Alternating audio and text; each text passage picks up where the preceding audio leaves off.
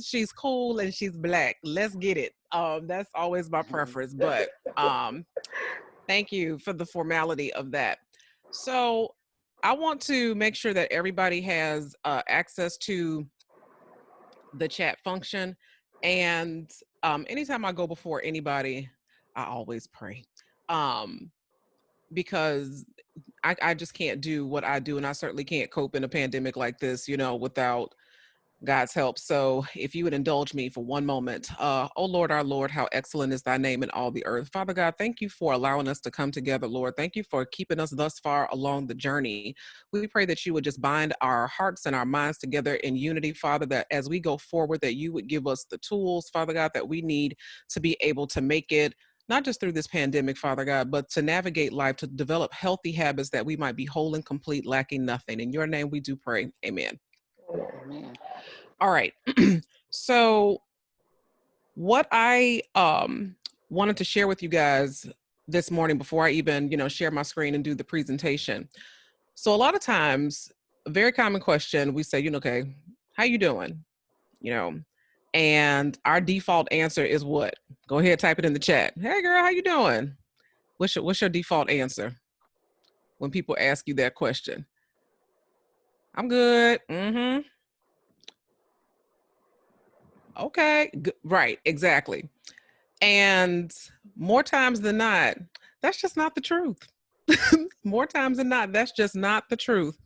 And I'm so glad there's women on this call because one of the things that I've been talking about with one of my other support groups that I facilitate is that women have been conditioned to take care of people. Women have been conditioned to do that, to take care of people. And nobody, especially Black women, but who's been conditioned to take care of us? And when we have to do that work ourselves, so when we have to, pick up and hold up the bloodstained banner and try to navigate wellness for ourselves, sometimes we get criticized for that. We selfish or that sort of thing. And so sometimes we feel guilty about taking time away from the people that we're supposed to be taking care of, to take care of ourselves. And self-care is not selfish. I'm sure many of you have learned or experienced burnout and you realize you can't pour from an empty cup. That is just not sustainable. That is absolutely not sustainable. And so what I wanted to share with you all this morning is just some ways to not only just, like I said, cope through the pandemic, but also some ways to kind of reset and reframe your thinking about what self-care is, what that means, and how to develop healthier habits going forward. So let me try to share my screen. Dun, dun, dun, dun. Oh, you disabled it. I ain't gonna disable my screen. I done made a whole thing. No, I'm about to give it to you. I'm gonna give you Okay. there you Let go. me know. Ready? Yep. Well, I am the host now. Oh, I got the power. I felt like something. Okay. Let's see if we can share that. Can everybody see that? Yep. Okay, fantastic. So, self-care during a pandemic. So, as Dacia said, I'm Dr. Shante, a host of a couple of podcasts. So, one of those podcasts is Whole and Complete, where I focus on wellness. Right now, I'm doing a strong focus on mental health because in our community, the Black community especially, we have not always been encouraged to develop healthy mental health habits. It's been stigmatized in a lot of ways, or people say, oh, that's some white folk stuff, and it's not white folk stuff. Or we like to say things like, well, Black don't crack. It does. You may not see it on the outside, but on the inside, it's a whole different thing. And so it does crack. It may not be visible to the naked eye, but we're dealing with all kinds of things. And so whole and complete is dealing with those types of issues. Believing bigger is about overcoming obstacles. So for people that are trying to manifest their goals and dreams and visions and business and brand and things like that, believing bigger does all of that. And I am a certified life coach, and I also do brand coaching. But enough about me. So here's our game plan for today. So we're going to talk about the self-care mindset, recognizing stressors and triggers. We're going to talk about the silver linings playbook, caring communities, and developing our own self-care plan. Okay. So, oh, you know what I just realized? When you do a screen share, now you can't see chats. So Dacia, if I ask questions, I'm going to need you to read off the answers. Okay. Okay. Okay. All right. So self-care is what is it? Okay, so it's the practice of taking action to preserve or improve one's own health, or taking an active role in protecting one's own well-being and happiness. Okay, so self-care is an active process, just like the word love. A lot of people think that love is a feeling. Love is not a feeling. Love is an action word. Okay, it is a verb, not a noun. And the same thing with self-care. It's a verb, it's not a noun. You have to do you have to actively do something in order to facilitate and improve your own self-care. You have to take an active role in your own well-being. You have to be your own best advocate. You have to be your strongest advocate. And you have to be in tune enough with yourself, with your body, with your mind, with your spirit, enough to know and to be able to articulate when something is not right, when something is not okay, when something is amiss. And from a physical perspective, I remember Serena Williams. She told the story that when she gave birth, she has a condition, a blood clotting condition. And she tried to tell the doctors that she was starting to clot up and that she was feeling this pain and this tension. And they were like, no, you just had a baby, pain is so typical and normal, for this type of thing. And she was like, no, I know what this is. I know my body. Bring somebody in here and do A, B, and C. And sure enough, had they not caught it, that clot would have traveled to her heart and she would have died. And so we have to be our own strongest advocate. Even people that quote unquote mean well can sometimes end up facilitating harm. And so we have to take an active role. It's our responsibility, not only for our own self-care, but for our happiness, our joy, all of that. um we can't outsource that. We cannot outsource that. And I feel a special kind of in my heart for the travel group, because travel is part of my self-care plan. How many of you travel as part of your I can see hands. I can't see chest, but I can see hands. So how many of you travel as part of your self-care plan? Yeah, and now your president, because of the way he has handled this pandemic, we sitting up here like hostages, trapped on a cruise ship, and we just can't get out. We can't get off the boat. So travel is part of my self-care plan. And so it's been very frustrating for me. Me and my daughter, we had plans, we was going to go to Tokyo, Barcelona, and none of that. So what that meant was I had to then pivot and figure out what are some other ways that I can facilitate self-care. So let's start with the mindset, okay? So the self-care is not just about manis and petties. And a lot of people think that is like, oh, I'm practicing self-care. I'm going to get a manicure. I'm going to get a pedicure. Or I'm just going to get some rest and rejuvenation. It's not only that, although you can do that. That is part of it. But it's also about what you believe you deserve. Okay. Self-care is about what you believe you deserve. And it's about how you expect to be treated. It's about what you allow and what you tolerate. Because let me tell you something. You can get hair done, nails done, everything did. And if you have someone in your life that is consistently violating your boundaries, if you have somebody in your life that is consistently taking advantage, if you have somebody in your life that takes, but never gives, that hair done, nails done, everything did is not going to do anything to squelch the pain and the suffering that goes along with those types of things. And so self-care is also about believing that you deserve to be taken care of. It's about believing that you deserve the love and that you are valuable and worthy of being loved. And the reason why I pause here is because a lot of people take that notion for granted. Um, I'm not going to get into the backgrounds of my childhood, but I will say that life was not a crystal stair. I will say that I had to grow up. I didn't have a childhood, to be honest with you. I just didn't. I had to grow up real fast. How many of you can relate to that? That you experienced some things at a young age and you just had to grow up real quick. And sometimes the things that we experience either through childhood or the things that we experience through relationships, boyfriend, girlfriend relationships, and marriages and things like that kind of reinforce this message that we're not worthy of care or we're not worthy of love or that sort of thing. And so the mindset is really kind of getting into this place of like, yes, I am. Yes, I do.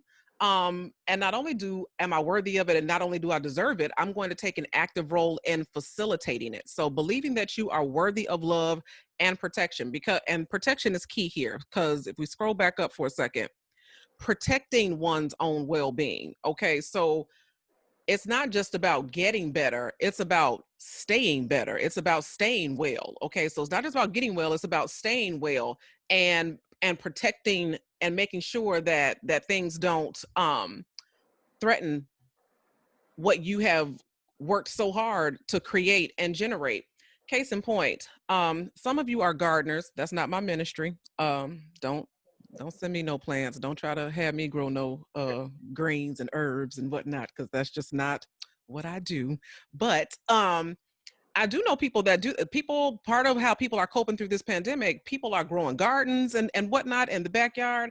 And I noticed that people have bought chicken wire and things like that, because when you are once you've planted certain fruits and vegetables and things like that, you have to protect them. Okay, you have to keep certain things out. And so once you've done that work, once you've started planting those seeds of growing your own garden of self-care, you have to actively protect that, because everybody on this Zoom call has potential threats that can derail your self-care and your well-being. So let's do a self-assessment. Okay, so this is interactive. This is where the teacher gives a quiz. So jot these things down, and then I want to go to the chat to see what some of your answers are.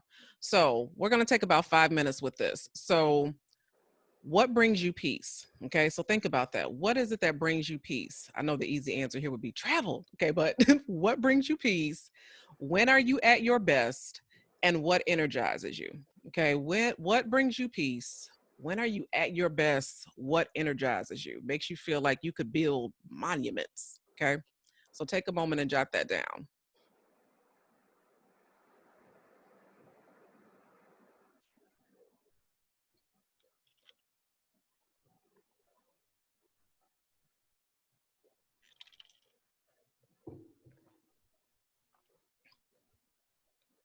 Okay, next question. What drains you, or who drains you? Just drains your soul, child. You just, you can't, you are unable. It just drains you. Just drains you.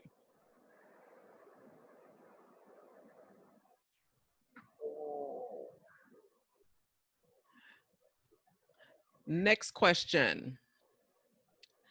Well, really not a question, but a statement. So identifying threats and toxic patterns is so key to self-care and really coping. And I'll give you an example of a toxic pattern. So I was on the phone yesterday with a friend who was like, I need to talk to you. I need to process this. I need to just, oh my gosh. And I said, okay, what happened? Long story short, she went to visit her parents. Um, there was I'm not, yeah, kind of like a blow up. Okay.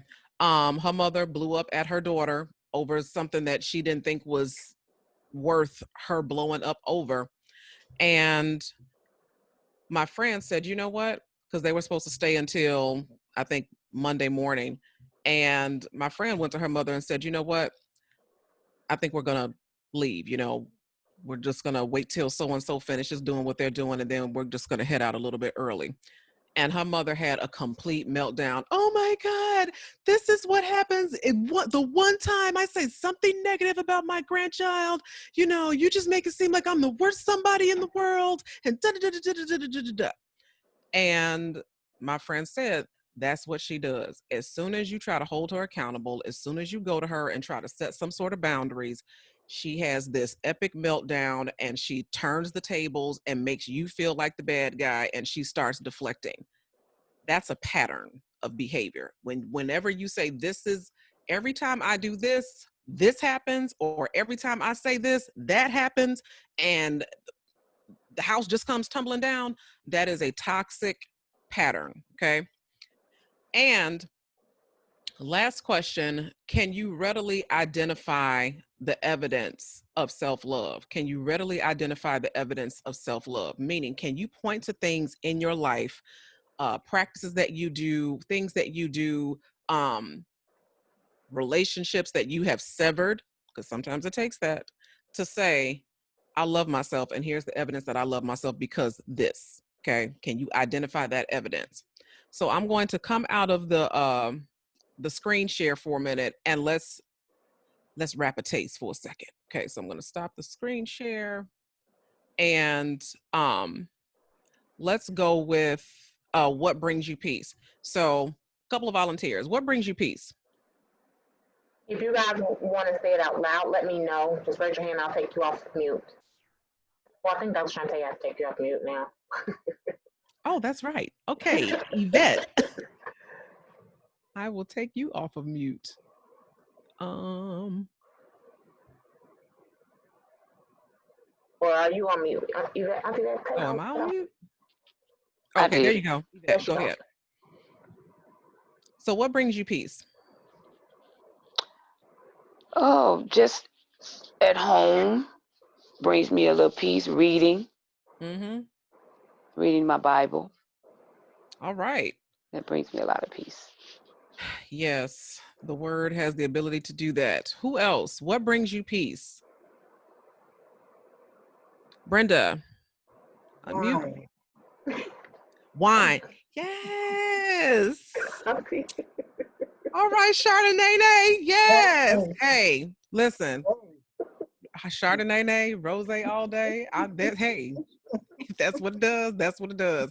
I love wine. I do. And actually, so FYI, because for a while I did like a lot of people, maybe traveled locally here or there, but never really traveled. I wasn't really about that passport life. And I saw a documentary, a wine documentary that ignited me to want to travel. I said, I want to go to these regions. I want to see this wine and that sort of thing. And the name of the documentary was called Somm, SOMM.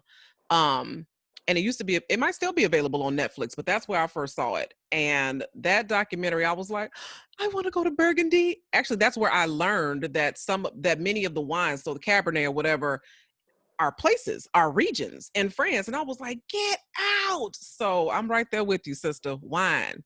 Rhonda, I saw your hand too. Okay, hold up. Rhonda, I'm trying to That's my mom's. Hi, Dacia's mom.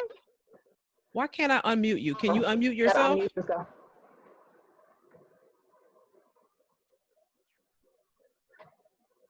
It's still not. Rhonda, can you unmute? There you go. There you go. Really just being in the quiet and reading the word and worshiping. I love to worship. I love to sing and worship. Yes. And that brings me peace.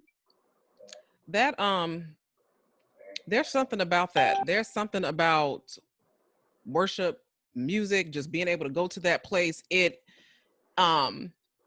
one of old pastors said, praise the hell out of yourself. Like it just takes you to a different place. And it's transformative, and it makes everything seem better and manageable. How about this next question? So what drains you?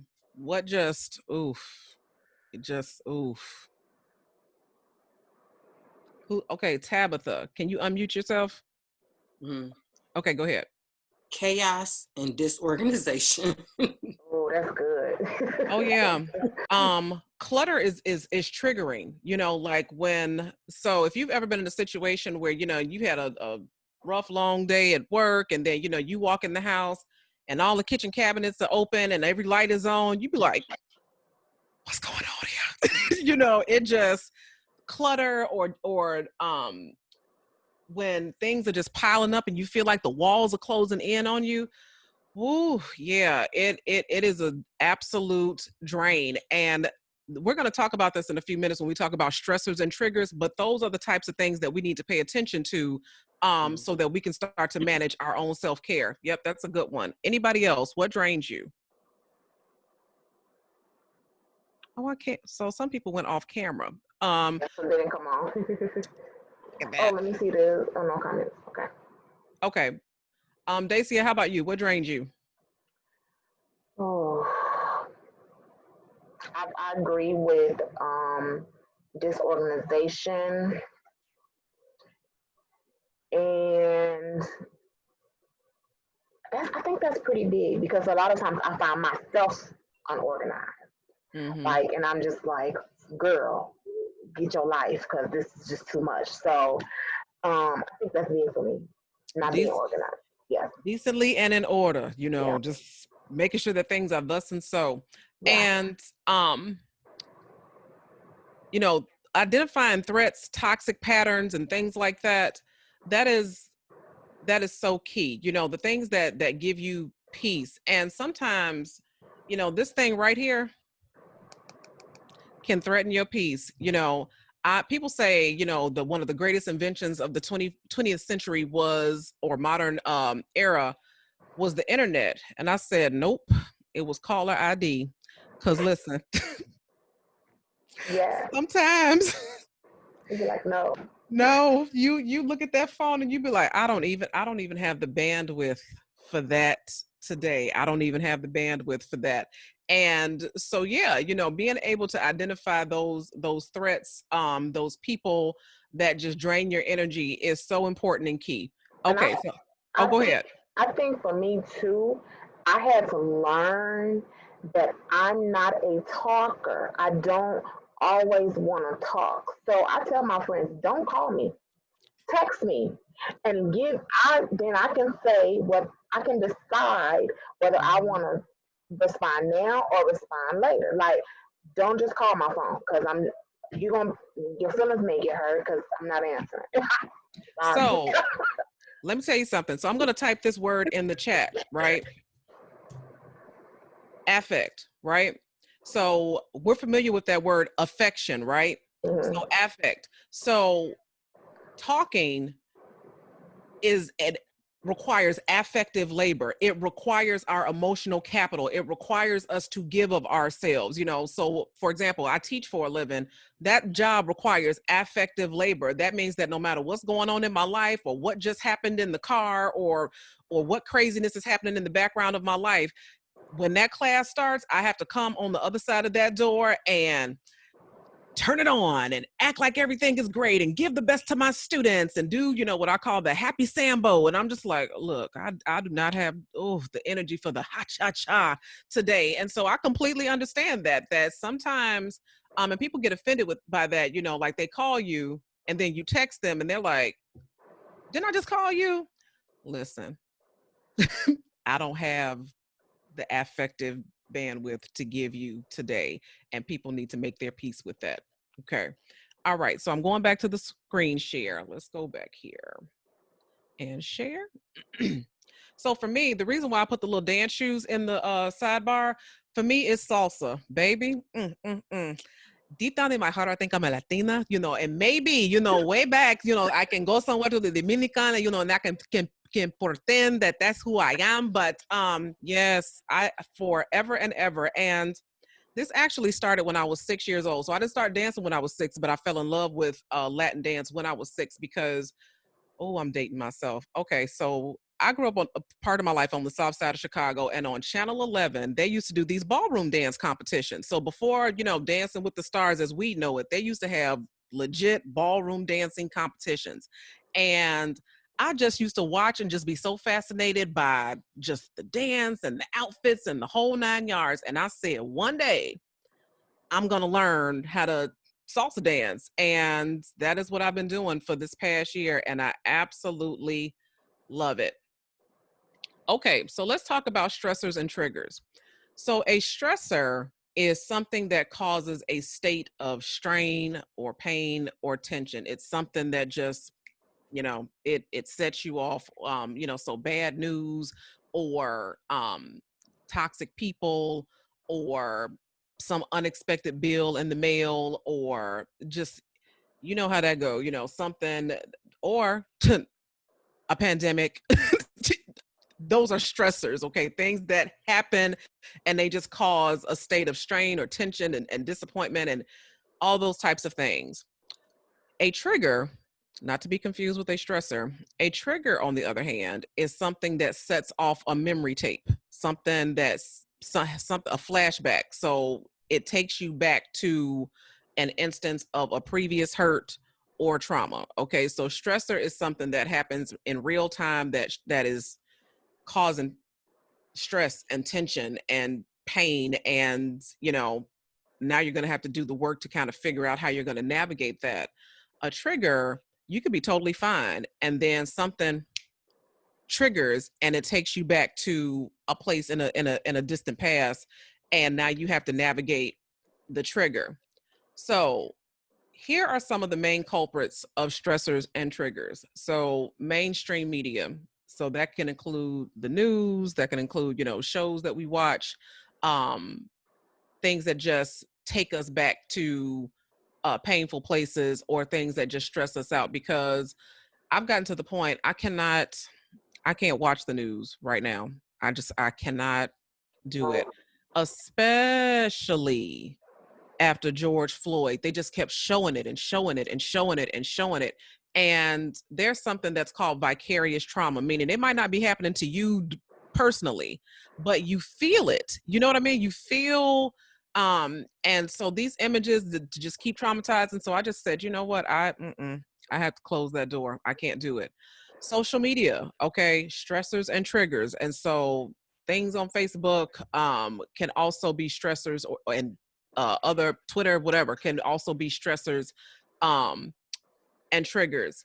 Family, yes, they can be stressors or triggers and just take you back to those places. That same friend that I was talking to yesterday, she said before she even went on the trip, her sister had called her and was like, are you going to be okay this weekend? Because, I know how you are, all it takes is one little thing and you're just set off and, your mental stability is just sometimes in question. And she was like, what, what, huh? Like, did you really just call me to, what's really going on? And so sometimes people that have not resolved their own stuff, have not worked out their own stuff, decide that they want to, call you up and project their things onto you. And so yes, family can absolutely stress you out. Mama, you got some more money, all that type of stuff. Work. Okay, so how many of us are still working? We still got to show up and work day to day. So yes, I had, when this first happened, don't judge me. So when this first happened, back in the March, April days, I had braids now, child. I had to buy a Zoom wig. I said, wait a minute, I can't make it to the shop. I said, my edges is looking rough and raggedy. I had to buy a Zoom wig and Amazon was tripping on the shipping. I'm just like, come on, so work. Cause I was showing up in baseball caps looking, borderline Aunt Jemima. It was rough for a minute. So, That can stress you out. They'll be like, oh my gosh, what's happening with Shante? It's like, oh Lord, Jesus, our teacher's looking crazy. We ain't never seen you like this before. And so those types of things can absolutely, stress us out. Triggers, on the other hand, when like I said, take us back to a painful place. But the reason why I bring up triggers is because sometimes when we are triggered, we will try to cope with that trigger with an unhealthy mechanism. So, for example, a trigger is it triggered an emotion. I felt unloved, or I felt envious, or I felt overlooked and invisible. I felt rejected. It takes you back to those kind of like your origin stories and feelings. And so I'll give you an example. So,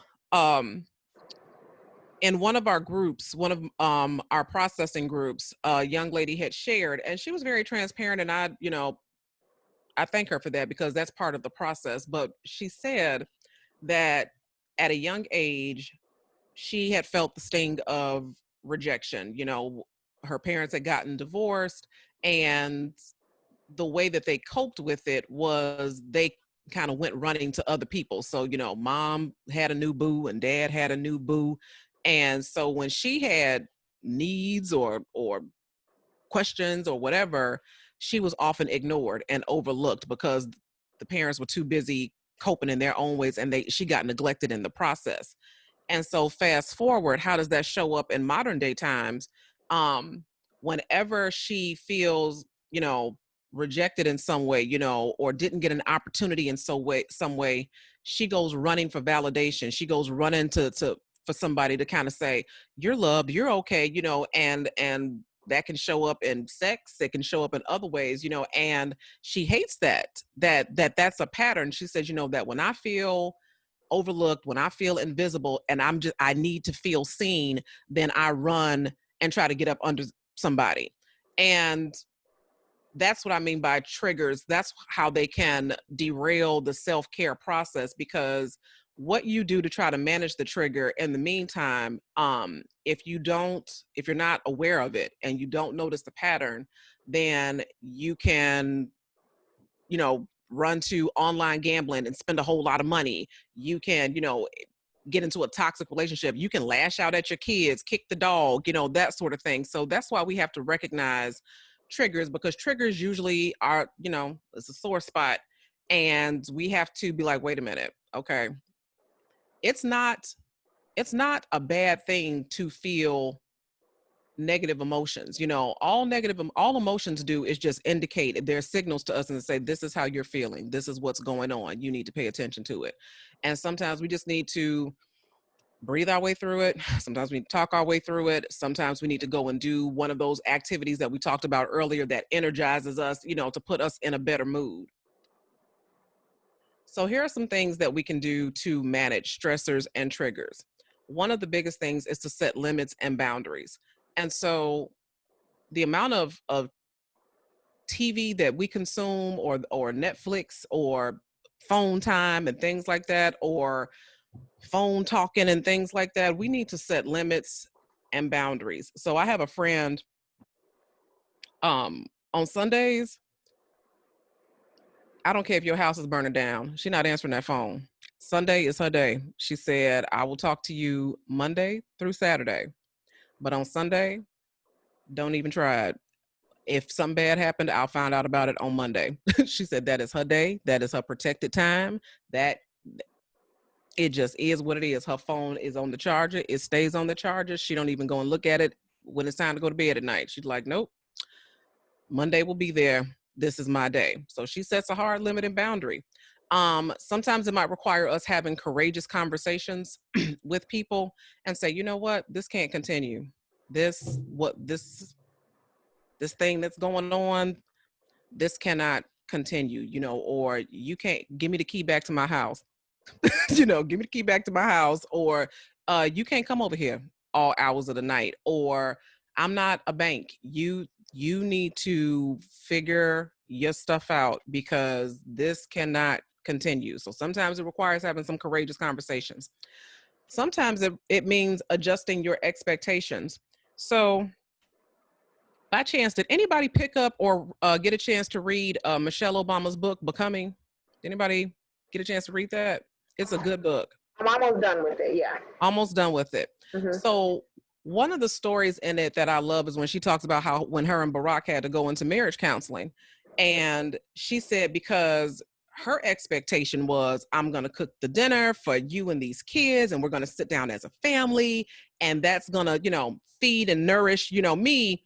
And then 6 o'clock roll around, no Barack. 7 o'clock roll around, no Barack. 8 o'clock roll around, no Barack. And then, he finally comes home 9 o'clock, 9:30. Oh man, I had just had a pickup game with so and so, and he tried to shake and bake, and she like shake and bake. I cooked this dinner. We were sitting up here waiting on you, and da da da da da da da da. And after a pattern of this, or oh, I got into a conversation with so and so, and then we went and had a drink over. Da da da da da. She's like, what? So she was at her limit with that. And when they went into counseling, the counselor said, Michelle, what Barack is doing is taking care of himself. He's practicing self-care. He's doing things that bring him joy and happiness and enrich him and engage him. So my question for you, Michelle, is why aren't you doing that? And she said, ding, like the light just came on in her head. Like, why am I dependent on this Negro? Not that that's what she said, but why am I dependent on him to, fill my cup? Let me go fill my cup. Let me go, get a babysitter and let me go to the gym. Let me go get a babysitter and eat some Chipotle in my car. You know what I'm saying? So sometimes we have to adjust our expectations. Sometimes we expect things from people that either A, they don't have the capacity to give, or B, we've outsourced our happiness to them, which means we've given them the power to control our happiness, and nobody should have that kind of control. So let's adjust our expectations. Meditation and prayer is a beautiful thing. Just getting into the quiet place with God. So several of you said that you read the Bible and you worship. I am convinced that Jesus was an introvert. So shout out to the introverts, because after a long day of teaching by the seaside or on the mountaintop, Jesus would often say, you know what, y'all go ahead, go ahead in the boat. I catch up. He was like, I need my time. They didn't warn me. They didn't stretch me. He's like, I need to get back into my quiet place and commune with my God. I need to get myself together. And so there is nothing wrong with that. Meditation and prayer. We also might need to journal and reflect, especially if we get triggered, just kind of write down, what am I feeling right now? And for me, oh, let me be transparent. So I recently did a podcast series on loneliness, and we're going to talk about isolation in a minute, but I did a podcast series on loneliness, and I realized I had to journal my way through that. And one of the ways that I had actually created loneliness in my life is because whenever someone would ask me, hey, how you doing? I'm good. I'm fine. Everything, yep, cool. What you want? What you need? What can I do for you? Like, whenever somebody would even try to check on me or see how I was doing, whatever, I would shut it down. Like, I'm good. I got this. I can take care of myself. Like, I'm that. So when you keep doing that, after a while, guess what's going to happen? People going to stop asking, because if every time I talk to you, you good, you fine, you well, you got it, you strong, you this, you that. So they stop asking, because since you so well put together, since every day is a sunny day, since the woman with the super S on your chest, I'm gonna stop asking how you doing. And now when I call you, I'm only calling you because I need something. So instead of asking me how I'm doing, you taught me to bypass that process and to only come to you when there's a need available. And so I was like, okay, yep, I did that. I surely did. So I had to learn to be honest. So on the days where I wasn't feeling as well, to give people the opportunity to be there if they're trying to be there. Seeking therapy, I'm a strong advocate of that.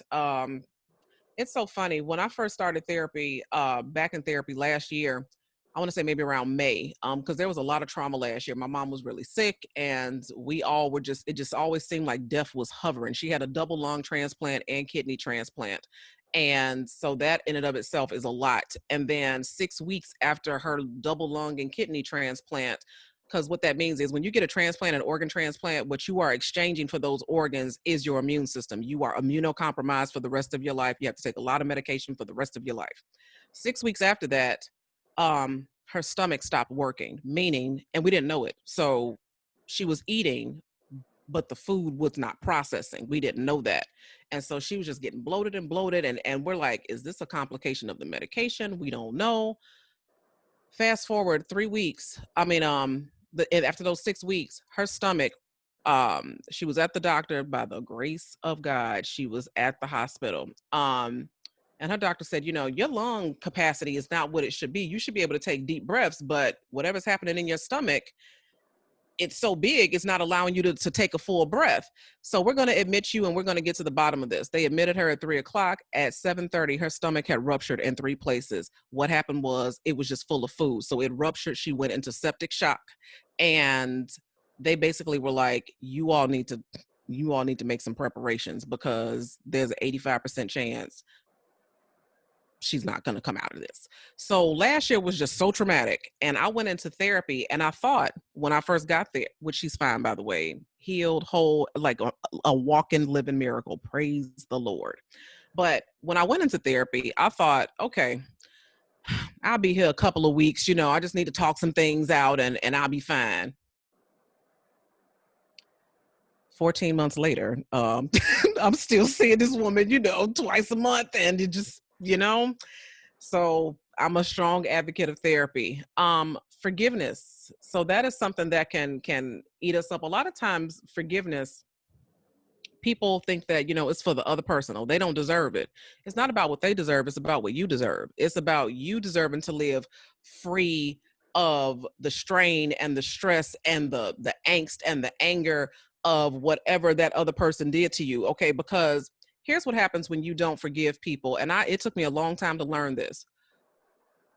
That means they keep the power over you. It's like now they have a role in your happiness, so every time you see them, you start fixing on your clothes or you're giving them the side eye. You don't get to have that kind of power over me. You don't. So let me let this go. And so that I can move forward. And then very important, sleep, sleep, sleep. So just like our computers and machines, when we shut them down for the night and they have an opportunity to reset and reboot, that's exactly what sleep does for us. Sleep helps you with weight loss. Sleep helps you reset all the functions and the mechanisms that you need to be able to function and thrive. And so if you're not getting enough sleep at night, if you're staying up until the wee hours of the night, going to bed at 1 or 2 o'clock, waking up at 6 or 7 o'clock, as much as you possibly can, you need to strive for those 7 to 8 hours of good sleep. And I will tell you something. So I may not look it, but I've become a woman of a certain age.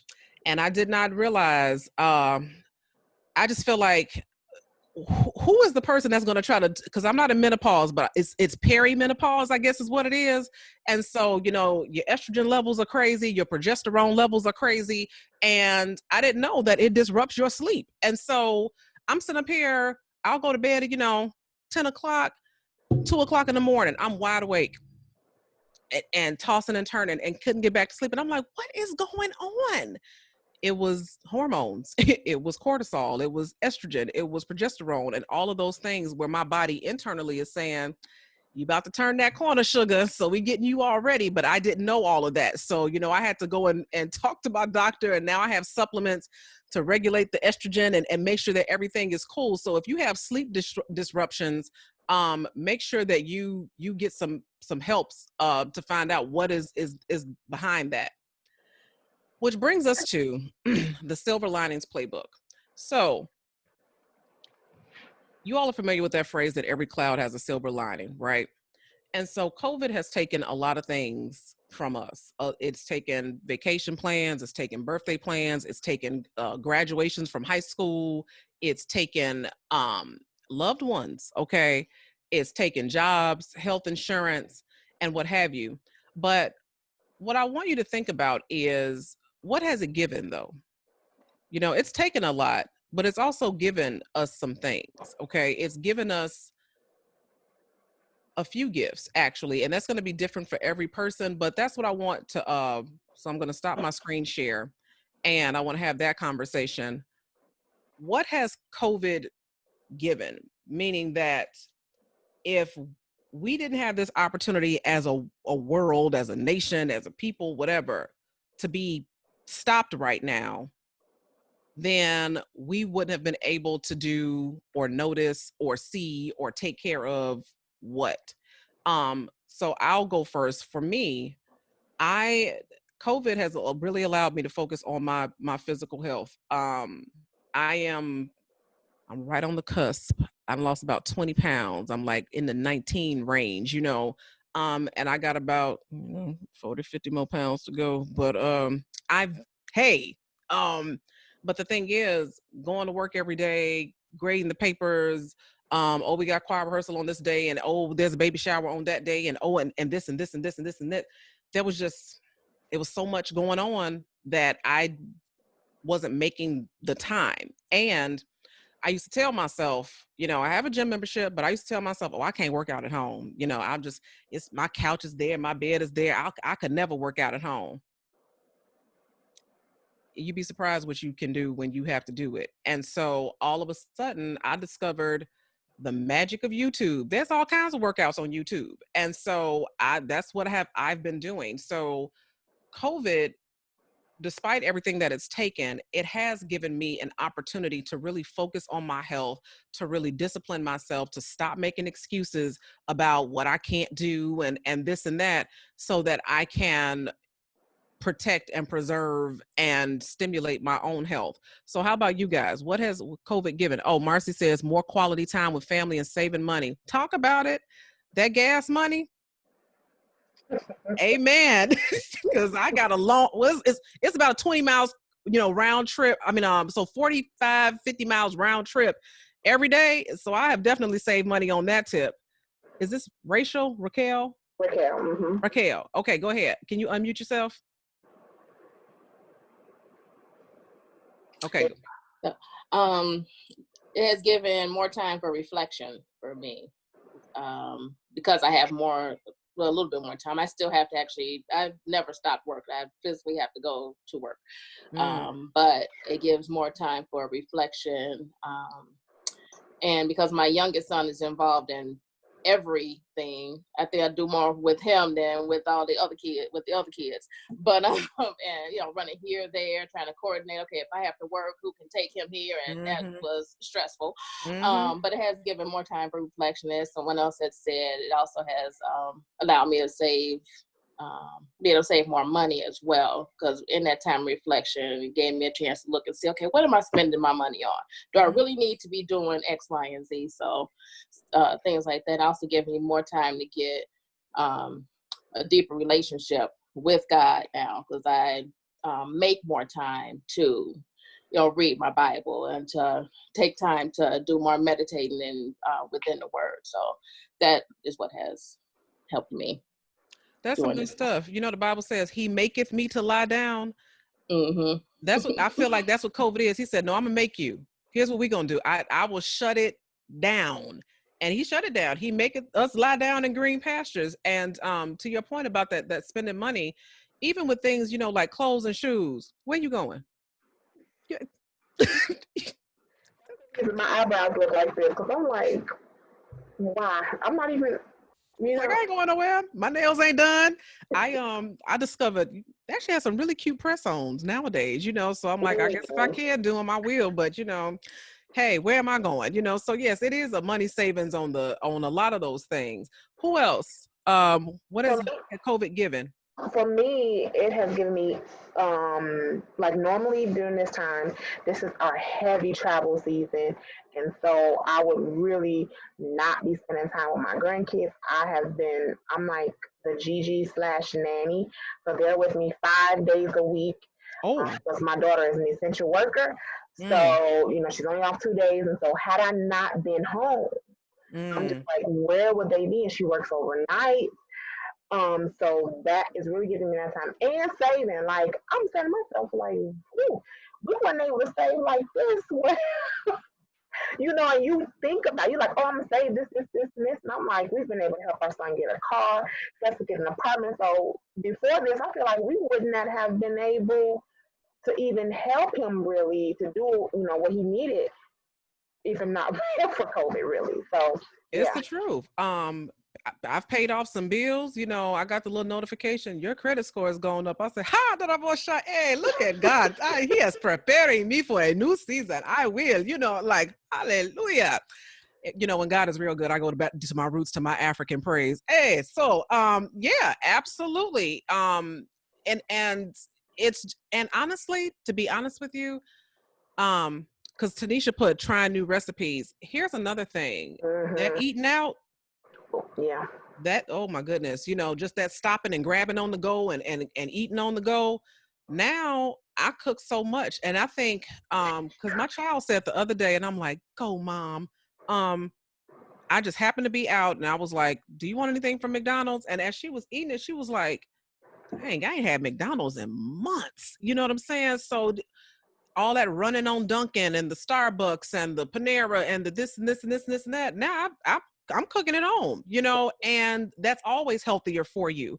And I just don't, even when COVID is all said and done, when it's safe to be on a plane, I'm going to be on a plane, but I just don't see myself going back to all that ripping and running and spending money needlessly and all of that. I don't see that. That reflection that Raquel was talking about. Yes. So I will definitely say, the grocery bill has ticked up. It certainly Oh, has, but it's been offset by some of the other things that, just spending money on, needlessly and that sort of thing. Excellent. Thank you guys for sharing. Marcy says, yes, I definitely cook more. Absolutely. And it's healthier for you. You have more control over your food. Okay, let me go back to my screen share. Let's go right here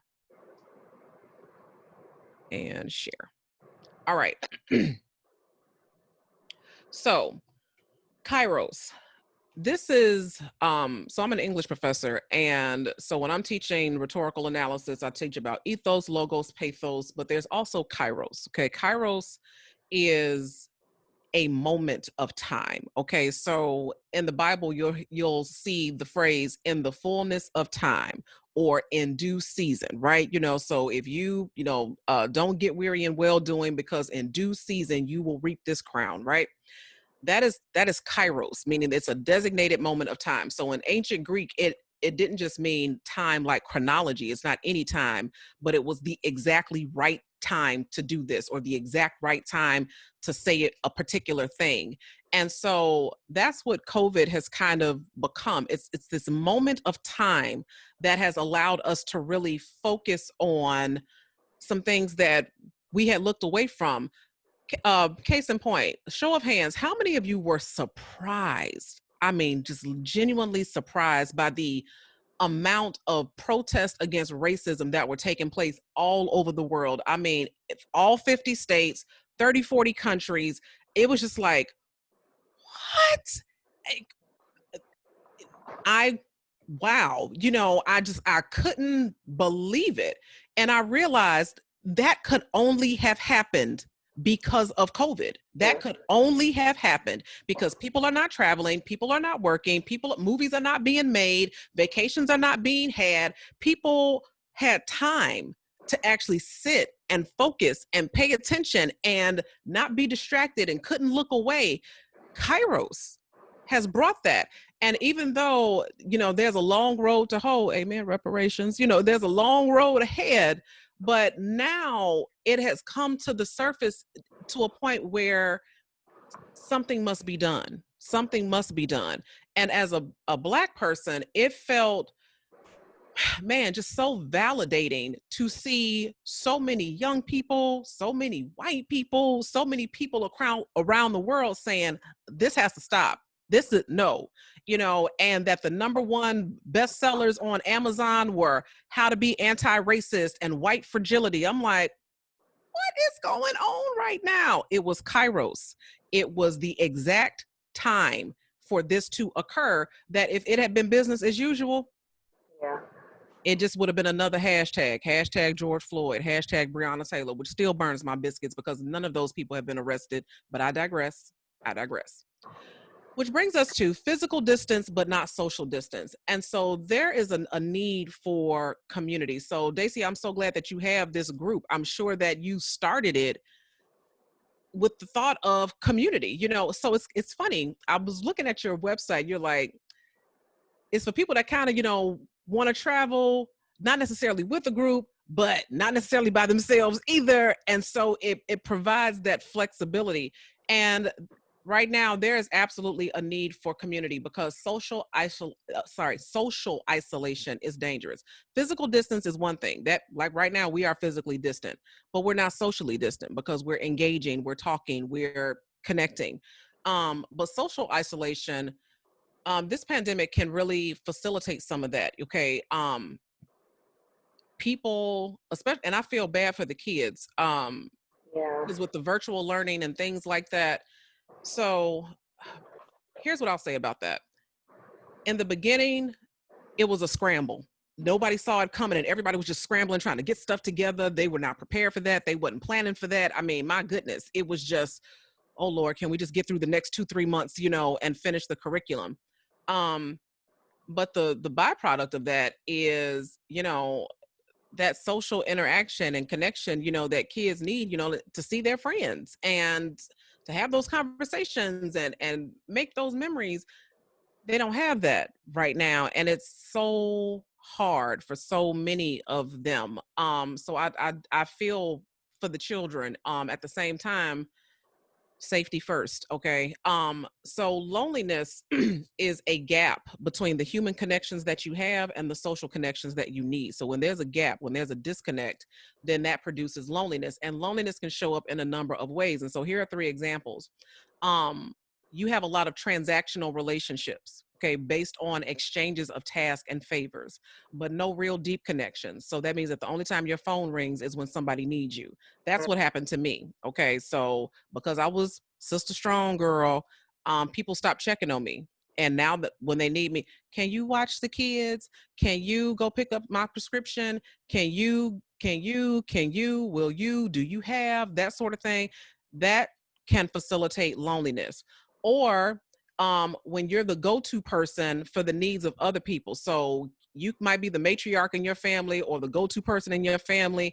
But then you don't have anybody to encourage you when you need encouraging. You don't have anybody to lift you up when you need to be lifted up. You are the one that has all the answers.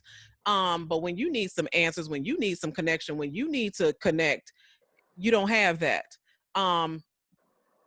Or this one here at the bottom, you maintain digital connections. Okay. So you got platforms like Facebook, but you don't have those meaningful human connections. Okay. So even though you might be posting jokes or memes or news articles or what have you, people don't really know how you're doing. And I think that that's something that we need to remind ourselves. Just because you see somebody on Facebook, you have no idea how they're No. doing, how they're feeling, how they're coping, if they're struggling, how they're sleeping at night, or how hard it is for them to just even do the simplest of things. We don't know because we don't share that. I'm sorry, somebody's car alarm is going off in my condo building. So if you hear that, I'm sorry. I apologize. But yes, that sort of thing is dangerous, especially if it goes on and it persists. And so some of the ways to find community is Facebook groups. So shameless plug, I have just launched my Facebook group, the Whole and Complete Wellness Group, which is really all about, living better together. Okay. About things that are going to promote, stimulate, and facilitate our health and our well-being. Regular Zoom meetups. And so connecting like this. So some people do Zoom happy hours. Some people have started virtual cooking clubs. So I think it was Tabitha when you said you trying new recipes. I've seen people say, okay, so this week we're gonna, instead of traveling to Spain, we're gonna do a Spanish recipe. So tonight we're gonna do paella. And so somebody sends out the recipe, people get the ingredients, they get on Zoom and they cook it up, and that's their travel, or who said wine, Spanish wines, that sort of thing. So any sort of virtual cooking clubs or wine clubs, those meetups are ways to find community. Having an exercise partner, mind you, I said partner, not group. Okay. So one person that you can do a morning walk with, or one person where you guys might decide, okay, here's the workout that we're going to do on YouTube. We're going to start at such and such a time, and then you guys work out together and keep one another accountable towards your health and fitness goals. Some people do Netflix watch parties. So if you have Netflix or Hulu or Amazon Prime, or any of those types of streaming platforms, then you guys can say, okay, Friday night is our movie night, and here's what we're going to watch, and we'll, you know, group chat one another and give our commentary as we're watching it. So and another one that I've seen pop up are these hobby groups in Facebook. This one is so funny to me. I said, who came up with this? But it's like 60,000 people in this group. It is called Black Women Who Love Outdoor Spaces. And so some of you, if you have a house, you know, maybe one of the things that you weren't able to do before COVID, you got this backyard, you got this patio, that space, that's front porch, and you haven't been out there in forever, but now you got time. And so now people are like, I just came back from Home Depot. Look at my little stool, you know, so they're creating these outdoor spaces to try to cope and things like that. And one of the funniest things that I've seen come out of that group is that, so people that have kids and husbands, that back porch has been there forever. That deck has been there forever. That porch has been there forever. And wasn't nobody thinking about that porch, wasn't nobody thinking about that deck, wasn't nobody thinking about that patio. But as soon as mama starts sprucing it up, as soon as mama start, you know, putting the little shades and the tents out there, now when she go out there to have her glass of wine or read her book, now, you know, it's a bunch of folks out there and she like, this was my space, you know, this was my time, you know, y'all wasn't thinking about this space, and now it's all covered up with your stuff. Okay, so last but not least, we need to make our own self-care plan. Okay, and this is I can send Dacia these couple of slides, but here are some things that we need to think about, because it's going to be different for everybody. Your needs are different. You know, self-care is not a monolith where everybody has to do the same thing. But here are some things I want you to think about. So one, start with why. I am making self-care a priority because, okay, why is this something that you need to do? Why is this something that you need to focus on? And then what part of it do you want to focus on? So what I try not to do is overwhelm people. I really do believe in like the one thing. So for me, the one thing was my physical health. I know I needed to get that together. And so a lot of times what we tend to do is we think that we have duped ourselves into thinking that like we can multitask, that I can do this and that. I can be the butcher, the baker, the candlestick maker, and I can do all these things. But you can't do them well. Okay. Sometimes when you just got too many pots on the stove, it becomes too much. And the example I always use is, so here we go, visual aid, right? So here's a piece of tissue, right? So if I tear this tissue up, you know, into little pieces, tearing up the tissue, little pieces, and I throw the tissue, okay, what's going to happen is little pieces are just going to kind of float and trickle down like confetti, right?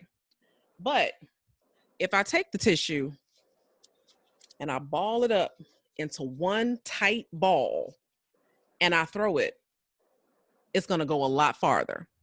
That's the same way. When you try to do too many things and tear yourself into many pieces or what have you, you just floating in space, you know, doing a whole bunch of nothing, spinning your wheels, going nowhere. But when you focus on one thing and get some results and some traction on that one thing, then you go so much further. And so think about what you want to focus on. This next prompt, by the end of this pandemic, I want to be what? Or I want to be able to what? Okay, because at some point it's going to end. At some point, you know, they're going to come up with the vaccine. I'm not going to be taking it, but I want to be in the group that what they call herd community. So I mean herd immunity. So herd immunity is where you get like exposed to it, and you know, or you might get it and then your body develops the antibodies for it, and it's like, we're good now. I would rather go that route rather than the vaccine route, but that's just me. I'm not, no judgment. Do what works for you. But by the end of this pandemic, because at some point it's going to end, what do you want to be able to do? Okay, what do you want to be able to either have accomplished, or where do you want to be mentally, spiritually? What is that? Some people have set goals like, you know what? Um, so I had started there's an app, I think it's the Olive Tree app, where you can read the Bible in a year. I made it 9 months, and then, life got busy and da da da da. And I said, you know what? I'm gonna finish. I'm going to finish. I'm gonna finish out these last 3 months. I'm gonna finish the Bible. And so that might be your thing. By the end of this pandemic, you want to finish that reading plan. By the end of this pandemic, you want to have better sleep habits. By the end of this pandemic, you want to learn a new skill. I've been really tempted, but I know. So not only is gardening not my ministry, baking is not my ministry either. I was so tempted. There was this class about making Swiss meringue buttercream, and I was like, oh yes. And then, I looked at my tight pants and was like, you don't need no buttercream, child. You just don't do it. Don't do it yourself. So we set that aside. But a new skill. What do you want to be or do at the end of this pandemic? This next one, a book that you've been meaning to read. So is there a book that's on your shelf? You bought it, you was like, oh, this looks good, this sounds good, and you just, you didn't.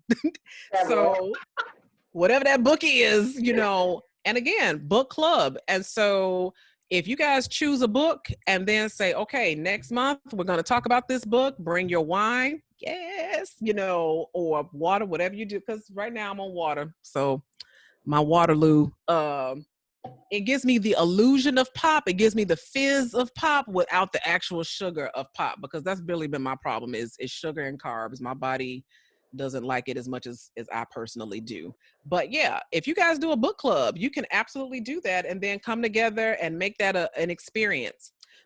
This last one, I will try to be in bed every night by. So actually, let me stop sharing my screen. Everybody go to the chat. What time do you go to bed at night? I'm curious. What is your bedtime? Let me see. My grandkids to bed at 8:30. I go to bed at 8:30. Wow, you better than me. For me, it's 10:30. 10. Yep, if I can get there by 10, 10:30, 10-ish, that's good. And here's the thing about that.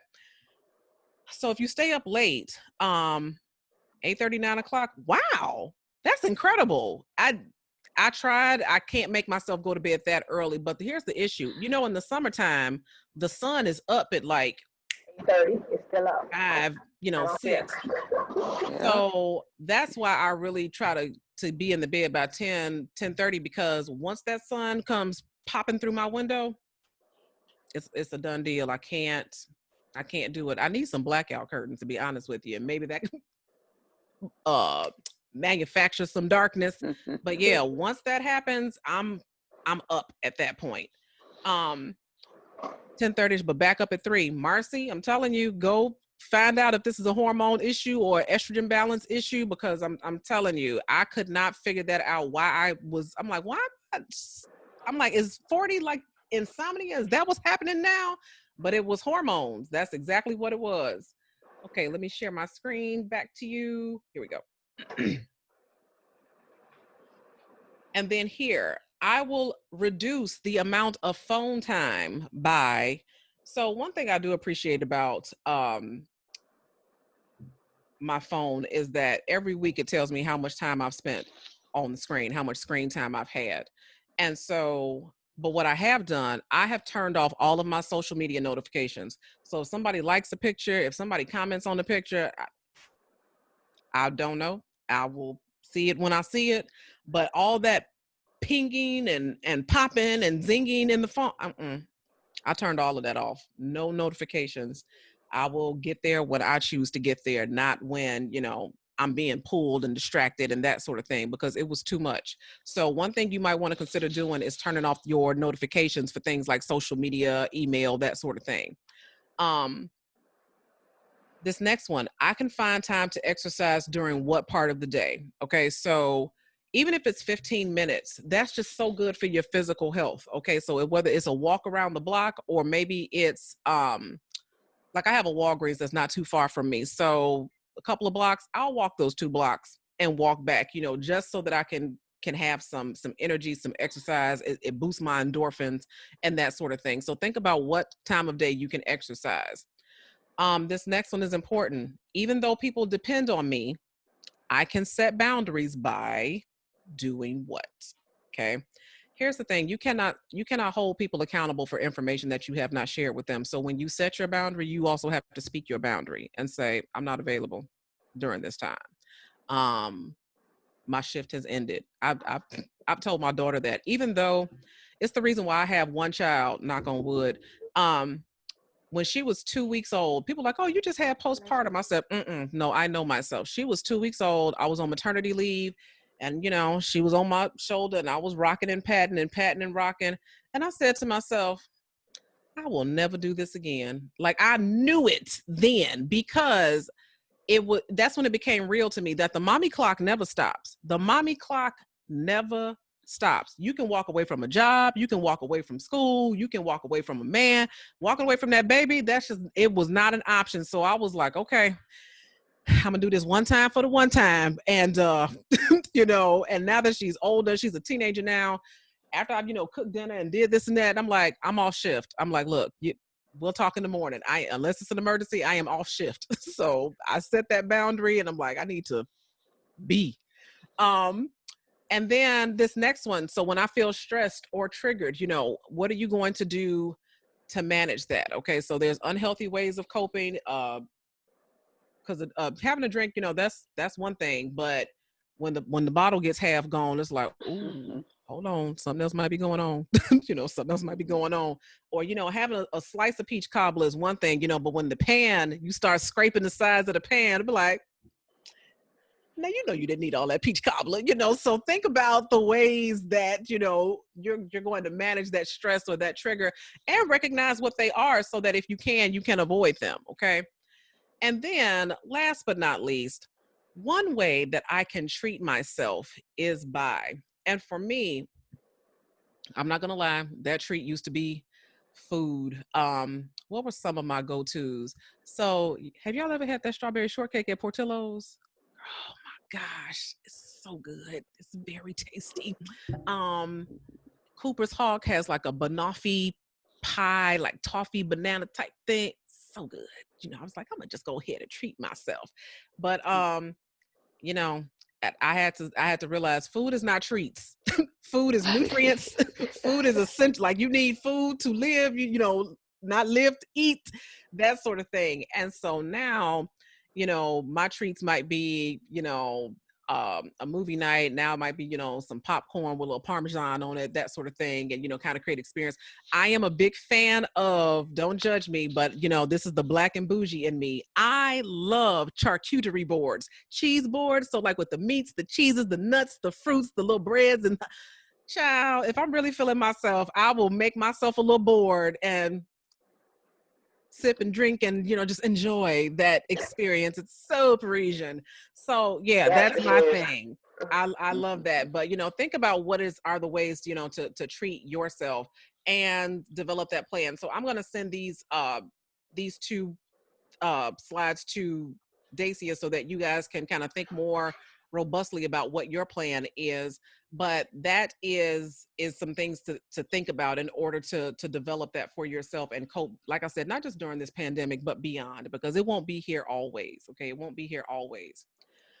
And if you are interested, I recently just put out a book about life-changing habits to stop self-sabotage, because sometimes the issue is us. Sometimes the issue is you, and things like procrastination, or things like self-doubt, or things like comparison, or things like, oh, I'm too old for this, my time has passed. Nope. Nope. The fact that you're here means that you still have work to do. The fact that you're here means that you are still in the game. And so more times than not, what tends to stop us is us. And so if you are interested in that, then Dacia, I will send you that link as well. Okay. And so that's what I have. We can open it up for Q&A, or if you don't have questions, then I would ask, what is your biggest takeaway from today, from our session today? And do not disturb during work hours between 11 and 7. Yep, I know that's right. You can put do not disturb on your phone so that you don't get those notifications or that call in the middle of the night. Yeah, my husband is big on that. He cuts his phone off, and he's like, "Listen, whatever happened while I'm asleep, it'll be there when I wake up. It I sure don't care will. who it is." He cuts It his sure phone will. off. No lies told. So either questions or what was your biggest takeaway from today? And this is the beauty Y'all of raise me out Zoom, here. because now I can see everybody's name, so I can just call you one by one. Like, okay, what was your biggest takeaway Let's from see what today? was my biggest takeaway. Who was that? Oh, he bet you talking. Uh-uh. Oh, I was listening. let's see. For today, for me, it the triggers and the stressors, the Mm-hmm. difference between those two, and how I need to handle those, how I need to, especially the triggers, figure those out, and what I need to do to manage them. It's a big takeaway. Love it. Ooh, Marcy, adjusting my expectations. that's Mhm. good too. Yeah, Yeah. Adjusting good. your expectations. I Tabitha love wants to come off mute. No, I love that phrase. Happiness is an inside job. It really is. It really is. Like I even because my mother, before all this craziness, her and my dad used to head up the marriage ministry at our church. And it would be so many times, where the woman was like, I need counseling, we need to go to counseling, we need to blah blah blah. And he would be like, I ain't going to that. I ain't, that sort of thing. But okay, but you go Mhm. your situation may not change, but baby, you can change in your situation. So adjust your expectations. Like everybody may not be willing to come on this ride, and that's fine, but you do what you need to do for you. For you. Okay, I love it. Other takeaways, Rhonda. Oh, I, Okay. I just typed it in there. Oh, Having okay. courageous The social conversations isolation. Having courageous conversations. and adjusting expectations from people. My expectations from people. Absolutely. Like I said, some of y'all need to ask for the key back to your Yeah. house, or just change the lock. Change it up on them. Be like, thought it was when it wasn't. I Yeah. love that.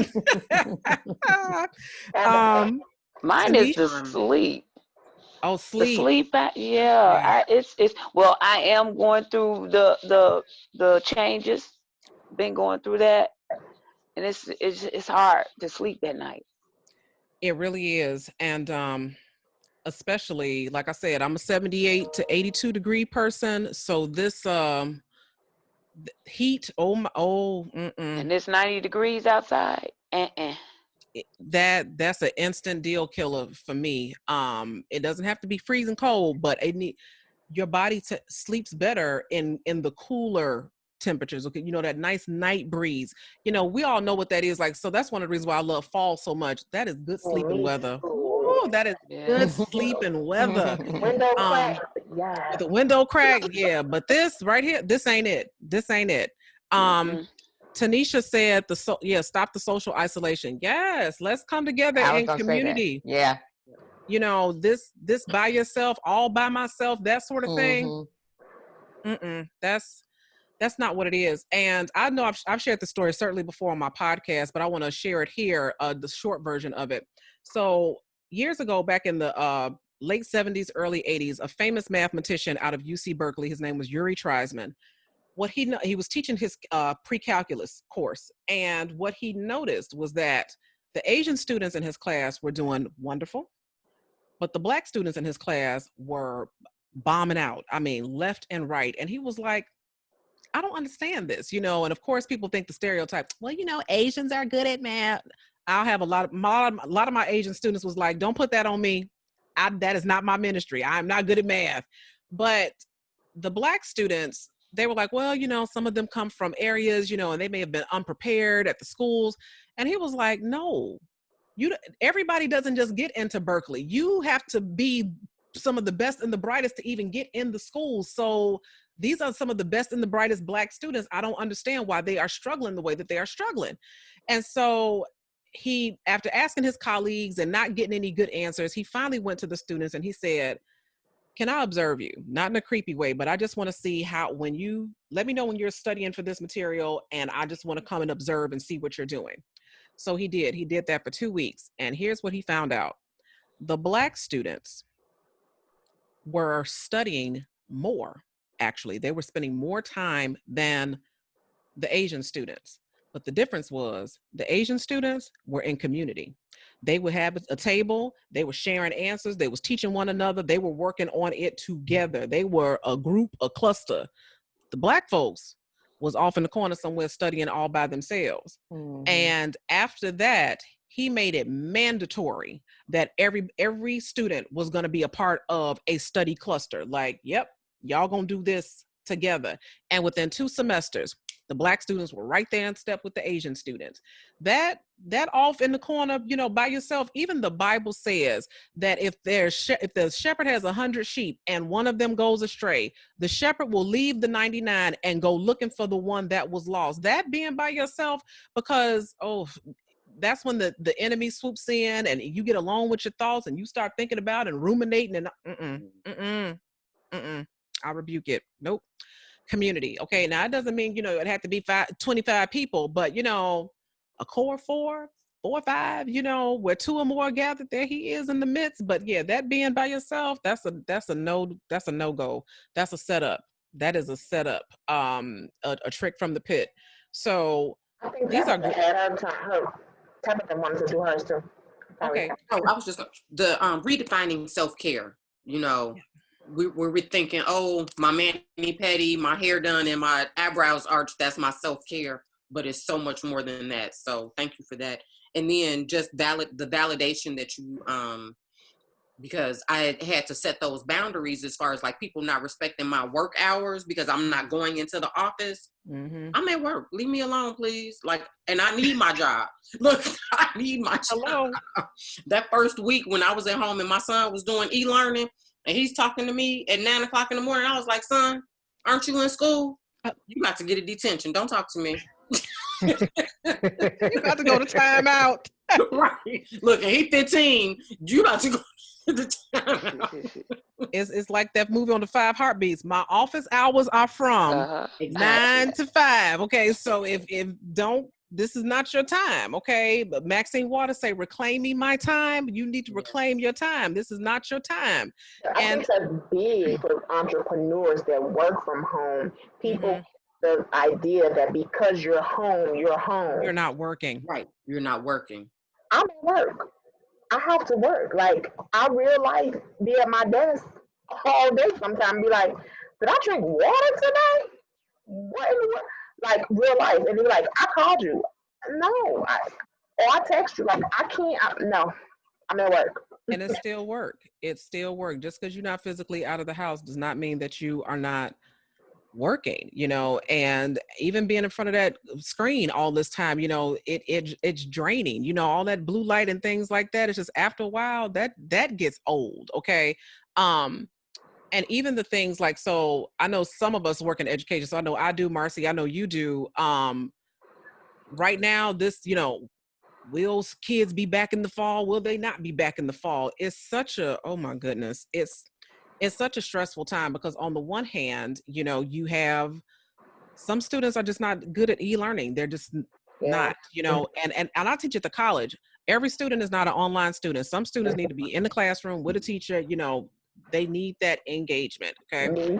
At the same time, people have been so reckless with respect to wearing the mask and so selfish with respect to, if we had all just done the things that, we could have done to try to mitigate it, but people are so selfish and so reckless. And once it got hot outside, it was like, it's hot outside, COVID is over. And now we almost back at square one, and so all of that, is a stressor. But I would just say, you can only control what you can control. And you might have to set a boundary. You might have to, go look into the HR papers of your job. You might have to look at your sick bank. Cause I know I did. I'm like, how many sick days I got? Cause if I have to pull that card, I'm going to have to pull that card. I'm like, I'm not coming in. I'm not doing it. Now, thankfully for us, we will be online in the fall. But again, I do know that still is a struggle for students. And so with all of these dynamics, just know that it is temporary. It will absolutely pass. In fact, hold on one second. Let me see if I can pull this up for you guys.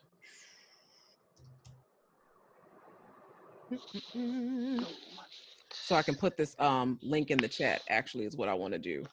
So for those of you that want to grab the book, here it is, the guide rather, there it is. You can grab it free of charge, help yourself, have at it.